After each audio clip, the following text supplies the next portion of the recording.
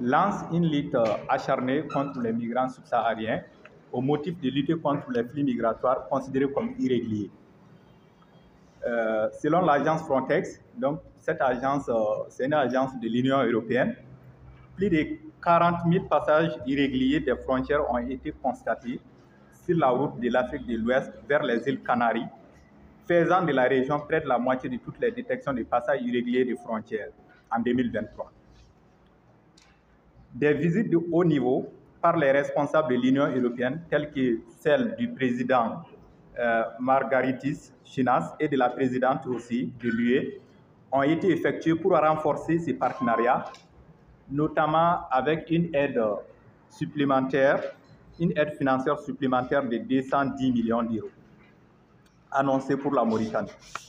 Cette aide fait suite à un précédent financement de 84 millions d'euros destiné à divers projets entre 2018 et 2019. Et récemment, dans un communiqué de presse publié, la Commission européenne a aussi annoncé que l'Union européenne allait renforcer sa coopération avec la Mauritanie et les deux parties ont signé une déclaration commune lançant un partenariat Union européenne-Mauritanie en matière de migration et cet accord repose sur les 5 piliers suivants. D'abord, la création de perspectives d'emploi, ensuite le renforcement des capacités d'accueil et de traitement des demandeurs d'asile et des réfugiés, aussi la promotion de la migration dite légale, le renforcement de la coopération pour prévenir la migration dite irrégulière et le renforcement de la gestion des frontières. Il faut rappeler qu'en 2009, la Mauritanie a déjà travaillé avec cette même agence de Frontex pour la mise en place d'un centre de rétention administrative et pénale contre les migrants irréguliers et c'était à Nouadhibou. Aussi, depuis quelques années maintenant, l'agence Frontex redynamise sa coopération avec la Mauritanie pour renforcer le durcissement des conditions d'entrée et de séjour des migrants en Mauritanie, d'où la mise en application de leur accord de partenariat signé en mars 2024.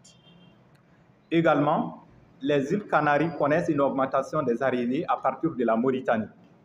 Depuis le début, dans le but de contrôler cette migration, en mars 2024, l'Union européenne, en soutien à l'Espagne, a signé un partenariat avec les pays africains.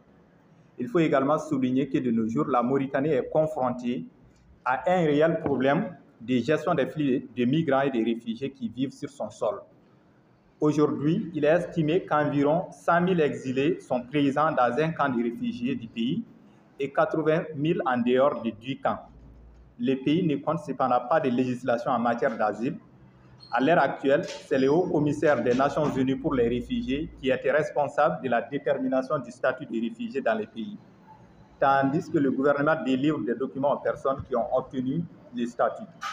Donc l'objectif de cette conférence, je pense que mon collègue l'a rappelé, ou les athlètes ont rappelé, il s'agit entre autres de protester contre le traitement ignoble et inhumain réservé à nos compatriotes en Mauritanie.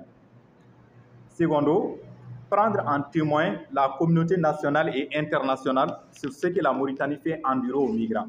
En troisième lieu, condamner fermement les actions du gouvernement mauritanien à l'encontre des migrants. 4. Appeler les pays étrangers, les organisations internationales et les acteurs de la société civile à s'engager activement et à soutenir les initiatives visant à protéger les droits des migrants. En dernier lieu, exiger des mécanismes de rapport et d'évaluation réguliers sur les conditions des migrants en Mauritanie, en impliquant notamment les ONG et les organisations internationales, afin d'assurer une surveillance continue et de rendre le gouvernement mauritanien surtout responsable de ses engagements en matière de droits humains. Et en termes de recommandations, nous avons d'abord identifié un certain nombre de recommandations que nous avons formulées à l'endroit des autorités mauritaniennes, qui sont les suivantes. Apaiser les conditions de vie de tous les migrants en Mauritanie sans exception. Libérer sans condition l'ensemble des migrants détenus en Mauritanie et de régulariser tous les sans-papiers. La troisième recommandation, c'est de respecter les différents engagements bilatéraux, régionaux et internationaux auxquels la Mauritanie a souscrit. On a aussi formulé des recommandations à l'endroit des autorités maliennes, qui sont les suivantes. Renforcer les soutiens et les capacités de défense des droits des migrants maliens partout où ils se trouvent. poursuivre les initiatives de protection des migrants maliens, peu importe leur lieu de résidence, faciliter l'obtention des cartes de résidence pour les Maliens établis en Mauritanie, exiger l'application et le respect des conventions bilatérales entre le Mali et la Mauritanie et enfin assurer la prise en charge des Maliens victimes des opérations de rafle massif, d'arrestation et de détention arbitraire en Mauritanie. Voilà en bref le petit document que nous avons pu préparer pour vous, chers journalistes, et nous attendons de vous que vous puissiez relayer ce document, en tout cas dans les presses nationales, locales, voire internationales. Sur ce, je vous remercie et je retourne la parole à mon collègue Bahiri Traoré.